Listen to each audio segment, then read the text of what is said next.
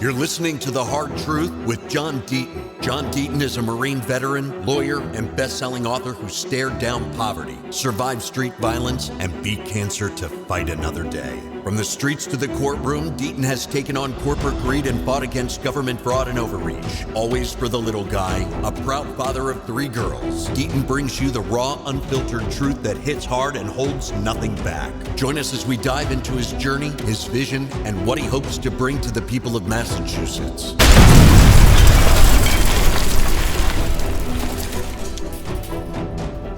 Don't touch that dial or channel.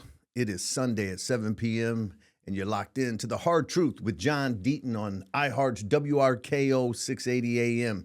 Happy Father's Day to everybody out there, especially you good fathers who are getting it in and putting it in, making sure your kids know that they're loved, spending time with them. Father's Day is very important. I think that one of the downfalls of the American society has been the absence of fathers. I was one of those children who had an absent father, and we might talk a little bit about that, but I want to be positive because there's a lot of fathers out there that are doing everything they can to provide for their families, to be a protector for their families, and to love their families. And so today is your day. Remember, you can contact the show at john@hardtruthshow.com. That's john@hardtruthshow.com. And you can follow me on X at John E. Deaton1. Listen, being a father is the greatest joy of my life. And I have 3 daughters, and there's a wide separation in age. I was married for about 12 years, and during my first marriage, my only marriage so far, but that's probably going to change here in the near future, Olivia was born, and Olivia is 25 years old. She lives in California now. She graduated USC. Jordan is 23 years old, and she graduated UMass Amherst and has spent the last year in London getting a master's in neuroscience. And I have a 6-year-old who is in kindergarten in Bolton, Massachusetts, where I live, Layla. And I have 2 stepkids. I have Jackson, who's 16, and Mackenzie, who's 13. So I got to tell you something. I was scared to death when I found out that my ex-wife was pregnant. Obviously, we had been married for a few years, and it's not like it was an accident. But when she told me she was pregnant, I never felt such anxiety in my life. And when I say anxiety, I mean to my bones, to my core. And I think the reason is, or I know the reason is because I was so afraid that I was going to be like my dad. And you know a little bit about my story if you tuned in from the first show. I wrote a book called Food Stamp Warrior where I talk about this, but unfortunately, I was born in a place in Detroit, Michigan. I was the 4th child between my mother and my father. And actually, I was the 3rd child of my mother and father. My oldest brother, Todd, was 2 weeks old when my dad met my mom. But unfortunately, my dad was a degenerate gambler. And when I mean degenerate gambler, I mean the most degenerate type of gambling that you can imagine. And my dad actually left Kentucky. They were living in Kentucky. My father's from Kentucky. My mother's from Kentucky. And my dad had a loan shark after him. He was big time into this loan shark for, I don't know what it was. I think it was $20,000 if my memory serves me correctly. And the loan shark basically put a contract out on my dad that my dad's both legs were to be broken in 3 several places. in 3 separate places, I should say, in each leg. And so my dad grabbed my mother and my 3 older siblings and said, "We're going to Detroit." And so they drove to Detroit on a whim's notice, and my dad went and got a job at Ford Motor Company. It was the boom. This would be early 60s. And so it was the boom of the heyday of the automotive industry in Detroit. And so, unfortunately, my dad moved us to the worst neighborhood in Michigan, and Highland Park, Detroit, for the last 40 years has been ranked in the top 5 worst places to live in America. That's where I was born and raised for the first 17 years of my life. And my dad just dumped us there and disappeared. And he was an addiction to his gambling. I really didn't see my dad much. I write in my book, Food Stamp Warrior, one of my first memories is my 5th birthday. And it's going to sound sad, but there's a big positive to this story, so just bear with me. But I was 5 years old, and it was my birthday, and my dad had promised that he was going to come pick me up, him and my mom. My mom had left my dad when I was about 3 years old. And so we're living in the inner city and in the worst part of the hood that you can imagine, and I'm sitting on the front porch from 9 o'clock in the morning until 9 o'clock at night. And I'm waiting for my dad to show up. And he promised. And my mother always was a straight shooter with me, even at a young age. And I asked my mom, I said, "Mom, you think Daddy is going to pick me up for my birthday?" And she said, "Well, he said he would, but you know your father, which means he probably won't." And so I sat there waiting for my dad, and I cried because at nighttime came, I knew he wasn't coming. And I woke up the next morning in my bed. My mother had said I fell asleep on the porch waiting for my dad and took me and carried me to the bed. And so from that moment, I really didn't have a lot of interaction with my dad. I remember he came to one high school football game of mine, and he showed up unexpectedly at my awards night for high school graduation, and I won a bunch of awards, and he showed up unexpectedly, and I saw him in the back, and he was wiping tears away. And I didn't know if the tears were because he was so proud of me or if the tears were just guilt eating at him. Who knows? Maybe a little bit of both. But I'll give you a true story of why something so bad ended up maybe making me the father that I am. And let me tell you something. It's Father's Day, so I've been a Marine. I'm the first one to graduate in my high school. I'm a college graduate. I'm a law school graduate. I was a judge advocate in the Marine Corps. I've held multiple titles in my life. I've won awards in my life. I won the Defender of Freedom Award, Lawyer of the Year Award, Consumer Advocate of the Year Award. I was a Special Assistant United States Attorney, lots of titles. But the greatest title of my life is being a dad. And people ask, how you identify yourself? I don't identify myself as a Marine. I don't identify myself as a lawyer. I identify myself as a dad. Because when I leave this world, I should be able to say that I left good human beings behind, as in my children, and that I did my best. And that's my goal in life. Of course, I wanted to make money, and of course, I wanted to accomplish things and help people. But at the end of the day, when I'm put into the ground, it will be, was I a good father?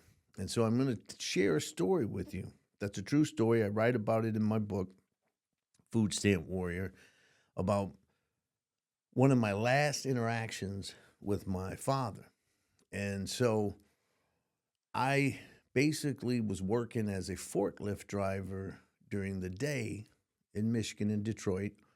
And at night, I was waiting tables in Mexican Town in downtown Detroit. And I was working a good 60, 70, sometimes 80 hours a week, working at 5 in the morning as a forklift driver, loading from unloading rail cars and then loading, 18 wheelers.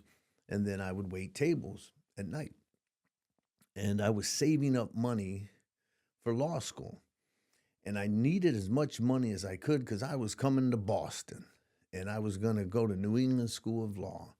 And the tuition at New England School of Law back in 1992 was $11,000 for the year. And the most that I could qualify for student loans, because I would never qualify for any kind of private loan. I grew up on welfare and food stamps. There was no one that was going to help pay for my law school.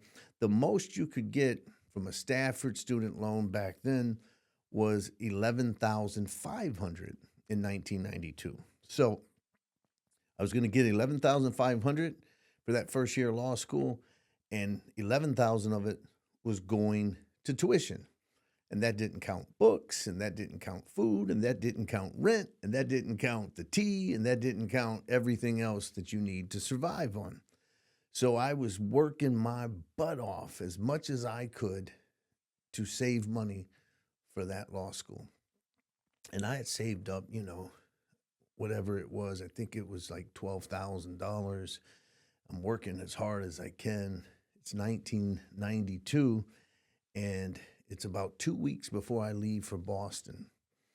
And my dad, he comes up to me and he says, "Son, I need to borrow $2,500 because his truck had broken down and he had no way to work. And he told me if he didn't get a car, that he was going to lose his job. And if he lost his job, all the things you can imagine he was saying to me." And I looked at him and I go, "Dad, I'm never going to loan you that money. You'll never pay me back. You'll probably go to the racetrack. I don't even know if your car is really broke. You could be lying through your teeth." That's how bad my dad was. And my dad could sell you anything, man. He was a talented man. It's unfortunate, but we're coming up to the break. I'll finish the story when we come back. You're listening to The Hard Truth with John Deaton. Welcome back to the show. You're listening to The Hard Truth with John Deaton on WRKO. All right, so before the break, we were talking about the story of when I loaned my father $2,500. When I think about wasted talent, I think about my dad because he was a much smarter man than I am. And he could have been anything he wanted in life. But this gambling disease of his just destroyed any potential that he would ever have. But he basically begged me, and I said no many times. And then my dad literally just went on this tyrant of, "What kind of man do you think I am? I see my son busting his butt. Do you know how proud I am of you, son? I see you working 80 hours a week. You're the first one to graduate high school. You did it. I never helped you. I was never there. But God, you'll never know how proud I am of you. What kind of piece of S you think I am, son? You think I wouldn't give you your money back? I get paid 2 weeks, the Friday before you leave. And if you give me the $2,500, I'll give you $3,000. So I'm thinking to myself, and I'll be honest with you, hearing my dad say that he was proud of me, I'd never received that kind of affirmation from my father. I never really had a relationship with him. And as hard as I like to think I was, we all have our soft spots. And so I loaned my dad that money. And my dad that night went to the racetrack with that $2,500 I gave him. And guess what? He won. He hit super trifecta and he won $18,000. And my dad, instead of bringing me my $3,000, he got on a plane and he went to Las Vegas. And from what I know, my dad hit in Vegas. He was up $100,000. And he stayed in Vegas for several days. And on his way back to Detroit from Las Vegas, he couldn't afford a sandwich. He had lost every single dime in his pocket, including the $2,500 that I had loaned him. And he came back, and I went up to him and I said, I need my money. I'm headed to Boston. And he looked at me and he said, now you know I don't have it, son. I blew it at the track, and I blew it in Vegas. You know, I'm surprised you even gave it to me. That's right. My dad actually was blaming me for being stupid enough to give him the money. That's pretty much what his argument was. And I knew how difficult that first year of law school was going to be for me. I never imagined how it was because I got diagnosed with, reassessed for cancer, and I had some treatment, and let's just say I couldn't work for a while, and I was so poor that I almost thought I was going to have to drop out that first year. So that $2,500 would have made a big, big difference for me my first year of law school, and my dad just didn't give a crap, and so I was pretty upset. It's the first time that I ever almost thought of putting my dad on his butt. Basically, as you can imagine, I'm extremely angry. Now, let me just tell you that I was so poor that I was going to be homeless for a little while in Boston. That's how poor I was going to first year of law school. And my dad took this $2,500 that he saw me kill myself to save, and he didn't care. In fact, it seemed like sabotage to me that he wasn't going to help me, fine, but you don't have to try to hurt me so bad. You know, it was almost like instead of an act of love, an act of hatred towards his son. So I basically look at my dad and I tell him what I think of a POS that I think he is, that I think he is the scum of the earth and all of this. And then after that confrontation, I'm walking away. And my dad said the worst thing he could say to me. And the worst thing he could say to me is he said, son, I know you're going to make it because you've always made it. And I know you've been through a lot. And what my dad didn't know was that between the ages of 9 and 11 in that hellhole that he left us in Highland Park, Detroit, I was raped for 2 years, brutally. I was raped, I was beaten, and, there were days I wanted to die. So when he said to me, I know you've been through a lot, I stopped him, I got in his face, and I said, don't ever say that to me again in your entire life. I even looked at him and I said, if you say it one more time, I'm going to knock you on your butt. Except I said it a little bit differently, as you can imagine.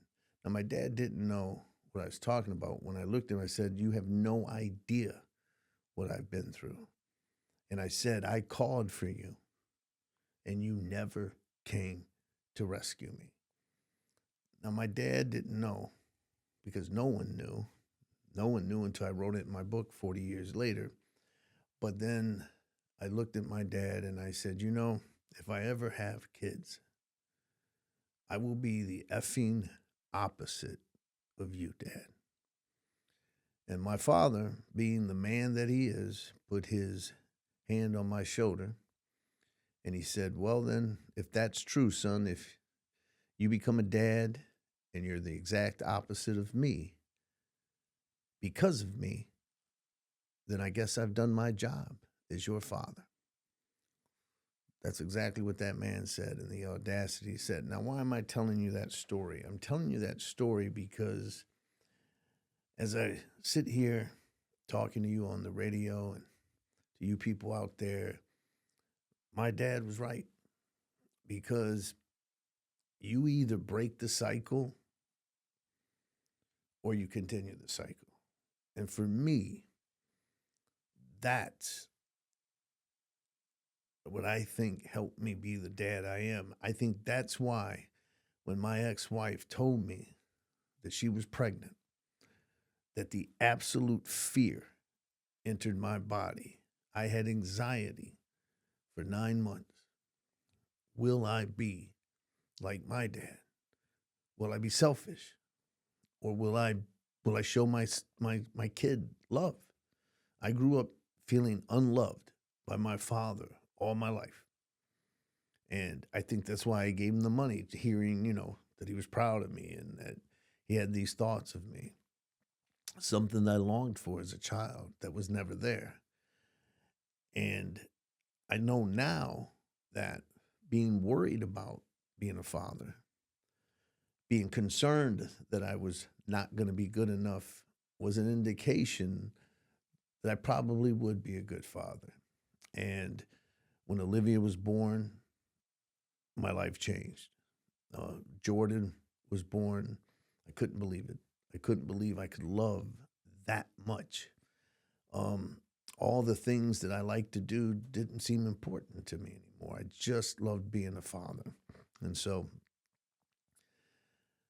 I guess I have to say thank you to my father in many ways. When I wrote my book, Food Stamp Warrior, it was very cathartic for me. It was my way of making peace. And going through those stories, I did cry when I wrote the book at many times in writing the book and reliving some of these very tough memories. I forgave my dad while I wrote that book. And forgiveness is important because, hate is a burden that you don't want to carry because it impacts you in so many ways in life that you just don't understand. It impacts your relationships, and it impacts you as a father. If you carry hate in your heart, it will limit you. It will limit you in your adult relationships. It will limit you in your parental relationship and your relationship with your children. And so writing Food Stamp Warrior was probably one of the best things that I could have ever done in my life because it allowed me to forgive my dad. So despite the trauma that I've been through on Father's Day, I can say, Happy Father's Day, Pop. Rest in peace. All right, so in my book, Food Stamp Warrior, I say that my daughter Layla saved me. And earlier I told you that I sort of identified as a dad. When Olivia and Jordan, I became so consumed with being a father that that's all I cared about. Now, when I say that, meaning I worked my butt off because I have to get out of debt. I want to be able to pay for their college, and so they don't struggle like I do. It consumed me when I say being a father and the responsibilities of being a father and making sure at the same time that I provide for them, that I somehow teach them, how to be a good human being, and I teach them to appreciate hard work, and more importantly, that they know how much I love them. But then something happens to all of us as parents. They grow up. They grow up and they move and they don't need you like they used to. And so, for someone who was so consumed with being a dad, when my daughters got older and they were moving away to college, it sent me into crisis mode. And then, unfortunately, my mother was dying at the same time. And I was having nightmares about the child rapes, my best friend Derek dying in my arms when I was 17 years old. And I couldn't understand what was going on. Welcome back to the show. You are listening to The Hard Truth with John Deaton on iHeart's WRKO. I beat it all. I became successful. I had money in the bank. And why am I thinking about being raped? when I was 11 years old. Why was I be thinking about it 40 years later? Why was I letting it bother me now? I never let it bother me before. I pushed it down. And it all came crashing. They're gone, or they're leaving. My mom, my hero's dying, and I'm having these, trauma events nightly. And so I started taking Xanax, and because of my injury to my back, I had access to pain pills, and I started self-medicating. And it got pretty bad, to be honest with you, and I write about it in the book. And then, I was going to be done with having children, and I met Christy, and I fell in love, and Christy moves in with me, and she already had 2 children, even though she's younger than me. She was done, I was done, and so I go to the doctor to get a vasectomy. And this is kind of a funny story. I got a little emotional, but I'll tell you the funny story. I go to the doctor to get a vasectomy, and the doctor says, well, you have only one testicle because of my testicular cancer. And I had a benign tumor in my pituitary gland, which was removed. So I have all this damage to the pituitary gland, which controls your hormones. And I'm approaching, 50. I am 50 years old at the time. And so the doctor says, with all that medical issues that you've had in your age, I can snip you, but the chances of you getting Christy pregnant, pretty slim to none. And being the typical coward man that we all are, when it comes to snip or no snip, I'm going to choose no snip if I don't have to. And so about a year later from that doctor's appointment, Christy tells me the wonderful news that she's pregnant. And so, but at the same time that she told me that she was pregnant was around all of this, my mom dying and the nightmares and the night terrors from the unexamined trauma of my past. And I say, thank God for Layla, and thank God for the unexpected. And it just shows you that you never know what life's going to hand you, because with my adult daughters leaving and not needing me, when you look in this baby's eyes, you realize the baby didn't ask to be here. Every decision that you make, you're impacting that little child. So if you take a pill because you're hurting and you don't want to hurt anymore, you're taking that pill isn't just about you anymore. It's about that little girl, that little baby. And so I knew, and to be honest with you, sometimes you don't have enough love for yourself, but your love for your children, the love for my 3 daughters, was enough to pull me out of that. And I sat down and I said, I got to deal with this. And so I started writing, after my mom died, I started writing Food Stamp Warrior, and started the healing process. And here we are. Layla turned 6 on February 8th. She's in kindergarten, and the best thing that ever happened. And I'm going to let Layla interview me for a couple seconds, because she's thrilled to know that she's going to get to hear her voice on the radio. The Hard Truth is paid for by the Deaton Law Firm. I've been representing mesothelioma and lung cancer victims for 23 years across the Commonwealth. If you or a loved one have been diagnosed with mesothelioma or lung cancer and were exposed to asbestos, you contact me at the Deaton Law Firm. That's DeatonLawFirm.com. You can also reach me here at this show at thehardtruthshow.com. That's John at hardtruthshow.com. John at hardtruthshow.com. Welcome back. You're listening to The Hard Truth with John Deaton and Layla Deaton. Happy Father's Day. Okay, ladies and gentlemen, I got a special guest in the studio, and that is Layla Deaton. And so today is Father's Day, or the day that this is recorded is Father's Day. So I have the most special guest that I could have, my 6-year-old daughter, Layla. Layla, how you doing? I'm doing great. Why don't you tell the audience who you are, how old you are, and where you live? I live in Bolton, Massachusetts, and I'm 6 years old. My birthday is in February 8th. Okay, now you sound a little different. Did something recently happen that makes the way you say certain words change a little bit? Yes, I lost both of my 2 front teeth. Both of them? Yes, both of them. Did the did the tooth fairy visit you? Yeah, she gave me $6.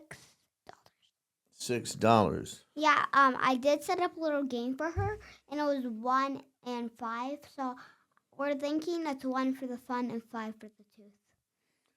Well, I have to tell you that when I was your age, I got like a quarter.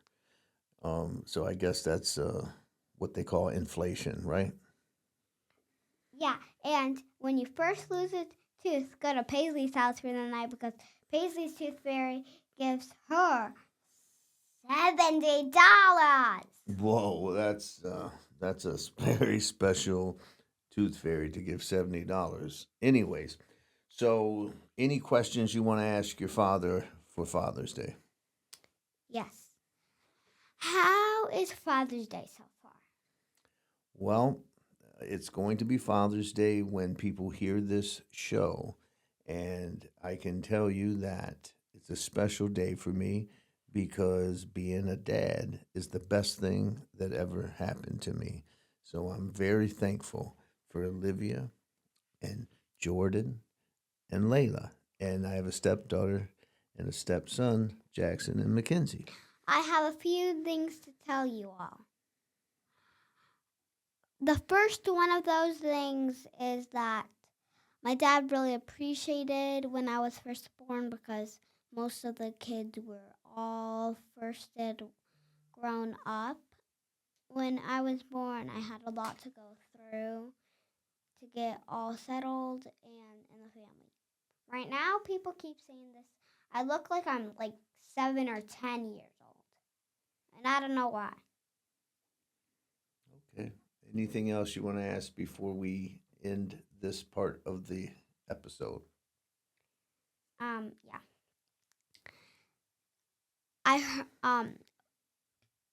Do you think the show is going to be? I mean, do you think this family is great or awful? I believe my family is awesome. Great, awesome, terrific. You name all the positive words in the world, and that's my family. You've been listening to The Hard Truth with Layla Deaton and John Deaton. I've been representing mesothelioma and lung cancer victims for 23 years across the Commonwealth. If you or a loved one have been diagnosed with mesothelioma or lung cancer and were exposed to asbestos, you contact me at the Deaton Law Firm. That's DeatonLawFirm.com. You can also reach me here at this show at thehardtruthshow.com. That's John at hardtruthshow.com. All right, welcome back to the show. This is John Deaton, and you're listening to The Hard Truth. I got a special guest with me. I'm going to let him introduce himself. Right now, the best way to describe John is a whistleblower who has went forward, told the world what he learned firsthand, and he has now taken his cause to the Attorney General of the United States, Pam Bondi, and referred an investigation into what has been called the Healy Hotels. But first, John, introduce yourself to the audience. Well, John, thanks for having me on. It's a great honor and a pleasure. You're doing great work. Like you said, I'm John Featherstone. I'm a longtime local and state elected official in Massachusetts and made a big mistake about 2 years ago thinking that I could help out with the migrant crisis here in Massachusetts. And I'd like to think, at the end of the day, we did a lot of good. And a lot of people want to throw rocks and stones at the migrants and blame the migrants for a lot of these problems. I personally don't. I met a lot of great people, a lot of nice individuals.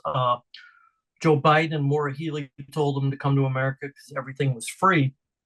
So large majority of the people I worked with were good people just trying to make a better life for themselves.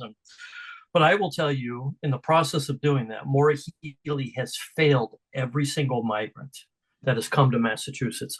Set up no expectations, no demands of them to learn English language or even find work at some points, because a lot of times the migrants would find that once they found work that they would lose their benefits, their EBT cards, their Social Security. So they didn't want to work. And she's failed them because she's provided everything for free for them. But you also had a huge, and I can't stress to the public out there, not enough, a huge problem with crime in these shelters. John, you and I talked about the 3 or 4 rapes that I've reported to the national media. Sex trafficking, I've reported to the national media. But, a lot of things that the public doesn't hear because, the rapes justifiably get, all of the attention. There is tremendous EBT card fraud in these shelters. There's tremendous vendor fraud in these shelters because they know no one's checking. So they just submit invoices and they just get paid because there's money to pay it. There's sex trafficking, there's drugs. There was a famous incident right after Christmas where an AR-15 was found in a shelter in Revere. I actually worked in that shelter for a very limited time, covering another director's vacation there. You can't hide an AR-15 in the Revere Quality Inn hotel because the rooms are very, very small. They're old and they're small. So how did the case manager not know that this guy had a gun in his room? How did the case manager not know that he was dealing fentanyl out of the room? So these case managers cover up for these guys too, the migrants too. So how did now you said that you wanted to help. So just so the audience knows, how are you directly involved? I've been a Massachusetts housing commissioner for going on almost 20 years. So I wouldn't say I'm an expert at anything, but if when it comes to housing in Massachusetts, I'm probably pretty much experienced with people. So the governor needed somebody that could come in and know how to manage a situation, manage a crisis situation. Like I said, I've been in elected government for a long time. I'm chairman of my local board of selectmen, chairman of my local board of health. But I also know how to house people because that's what I did for the Commonwealth. I was, housing commissioner for the Commonwealth. So brought me in and said, hey, listen, we've got, a couple thousand people coming to the country, can you help out? And, more importantly, work to get people housed. So, I agreed to help out with, the situation, and the flow never stopped. The flow just kept coming and coming. And I famously have told the story a couple times, but I'm happy to tell it again. I ran into the governor back in 2023, in December of 2023, at Gillette Stadium. They held the Army-Navy game at Gillette. And I was there, and the governor was there, and I literally ran into her in the end zone for Navy at the game and said, hey, listen, I'm really struggling in the migrant shelter. I really think it would be in everybody's best interest to, have a meeting, maybe, with the lieutenant governor and local officials and public safety officials to, set up a task force and try to talk through some of these big issues that we're having. John, has an excellent idea. Call my office on Monday morning. Well, that was in December of 2023. She hasn't called me back since. And I called her numerous times afterwards, trying to set up meetings and schedule stuff. And then when I told the famous story of the guy who impregnated his own daughter in the shelter, I called her again and said, hey, listen, we have a serial rapist in the shelter. Called the district attorney, Marion Ryan, and told her same thing. To this day, that man has not been held accountable, and neither one of them have acknowledged in public that there's even an issue. What did they do? What did they do with him? When Mayor Wu had to testify in Congress asked her about that rape. They made it the first question they asked her, and she answered and said, hey, it didn't happen in Boston. It's not my problem. She was aware of it. Congress was aware of it. The governor was aware of it. The district attorney was aware of it. The mayor of Boston is aware of it. Still, nobody's been held accountable. It's disgusting and it's concerning. Now, what happened after this report, after he was, found to have raped his own daughter. He didn't go to jail. Where did he go? He admitted that he was proud of raping his own daughter because he was going to have another grandchild because of it. He said in his country where he came from, and I don't want to be graphic for your listeners, but he said in his country, if a woman bled, you could have sex with her, even if she was from your family. So he was proud of it. When DCF, the Department of Children and Families in Massachusetts, through an interpreter, told him that they were removing his daughter from his custody, he lashed out at me and got angry with me and tried to come over the table and get with me. So the hotel general manager called 911 and called the Marlborough police. Marlborough police came, and by the time they had arrived, everything had been like kind of calmed down, and I had removed myself from the room and was just waiting in the hallway.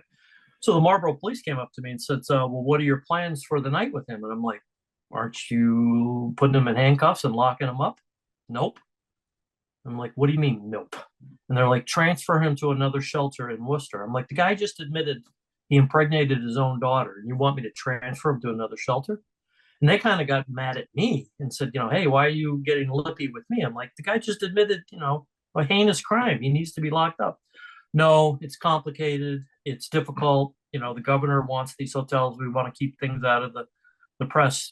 So long story short, the taxpayers paid for an Uber ride for him to go to the Queen Shelter in Worcester, which is not a good place to go. But so fast forward, that was in May of 2024. Fast forward to August of 2024, and I'm at the Scrub-A-Dub car wash in Marlborough, Massachusetts, washing my car. Who do I see? This guy comes up and waves at me and hey, hello, how are you? My heart was in my throat. I'm thinking, oh my gosh, this guy's either going to stab me, shoot me, kill me, or something like that. Nope, still walking the streets. So he was eventually arrested. Nobody knows where he is. We're told that he was arrested, but I can't get an arrest photo. I can't get an arrest booking of him, and we don't know where he is. And I pray every day that he's going to be held accountable. But that wasn't the only rape at these shelters. There were other rapes that I personally drove teenage girls to the Marlborough Police Department. And I actually drove one of the girls to the Westboro courthouse to get a restraining order against the guy. And I know this guy's never been arrested. What do you think is the cause for this mentality? Even the officers were like, oh, because you mentioned something about the governor. We want to keep this silent. Is that what's going on, John? Like, what would cause officers to turn their eyes away from a child rapist and no, we don't want to cause any commotion? Are they all getting kickbacks? I don't know. You tell me. No. Because here's the thing, and I've talked to state troopers, I've talked to FBI agents, I've talked to them on the record, off the record, I've talked to local city police officers. No bigger law and order guy than you're going to meet than me. And to the person, all of them are disgusted with this. The state troopers are disgusted with it, and if we have time, I can talk about why they're disgusted with it. The local police, the Marlborough, they all hate it. They hate it. They hate it. They hate it. But chain of command and the chief, nope. Healy Hotels, we keep, we keep the peace. That's what we do. We keep the peace. We keep the peace. We keep it out of the papers. We keep it out of the headlines because that's what the governor wants. So the mandate's coming down from on high is that, keep it out of the news, keep it out of the papers. You and I were able to expose some of these stories to Fox News, and I was able to, get stuff out to Newsmax. Never once in the last year and a half has a legacy media station in Boston, Channel 5, Channel 4, 25, Channel, NBC Boston, never once has called me. I'm pretty easy to get a hold of. Not even looking for a statement, much less to do a story on the thing. So it's obvious to me, a man who's been in, Massachusetts politics for 25 years, it's coming from the governor. It's coming right from the governor. Keep this out. If you want access to anything, you keep this out of the papers. You keep this out of, because nationally, people read these stories and go, oh my gosh, how is this going on? But if you don't pay attention to the national news and you only pay attention to your local morning news, you have no idea this is going on. So it's all by design. It's all by design. Now, I want to touch on something you said, and I made a big deal about this when I ran for Senate, because I said that we need to secure the border. I went to the border. I learned that 12 million was the number that Border Security told me that had crossed the border during the 3.5 years of the Biden administration up until that point. And I got called a racist and a xenophobe because I said I want the border to be secure. And my whole position was the vast majority of the migrants are good people. There's no doubt about it. And if anyone can identify with them wanting a better life to escape poverty, it's me. But it was just math. If you have 12 million and 99% are good, 1%'s 120,000. If it's 95%, then it's 600,000. And so I also said that what they're doing is actually perpetuating xenophobia and racism because they're giving all these benefits to these illegal migrants who come here while people who've been here their entire lives haven't participated in the American dream, who are not giving thousands of dollars, and they're not giving free Uber rides, they're not giving EBT cards, and then they don't take it out on the governor, but they'll take it out on the immigrants and be like, these people get this and these people get John, that. I agree with you, not 100%, but 1,000%. That this is, in the end of the day, this is cruel to do this to the migrants. Because you bring people to Massachusetts, not a great, weather state. I think that's fair to say. Some people say the first, maybe I'll tell you, it's the second most expensive state to live in the Commonwealth. Massachusetts is the only state that has right to shelter law, and so that's why most of the migrants choose to come to Massachusetts.